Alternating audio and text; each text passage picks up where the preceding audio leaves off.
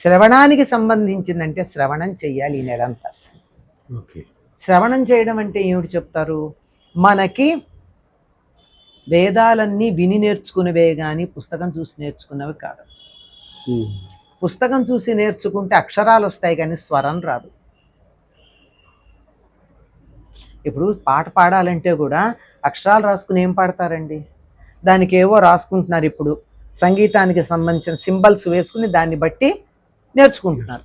వేదం గురువు గారు చెబితే అంత 28 ఇన్ని రకాలు, అన్ని రకాలుగా ఒక అక్షరాన్ని ఉచ్చరిస్తాం. అన్ని రకాలుగా ఎట్లా ఉచ్చరించాలి అన్నది ఎట్లా తెలుస్తుంది? రాస్తే, వింటేనే.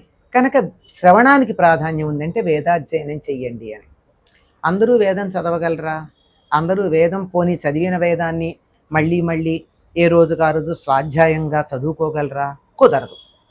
అందువల్ల ఏం చెయ్యాలి? వేద ఉపబృంహణాలైనటువంటి పురాణాలను చదువుకోవాలి.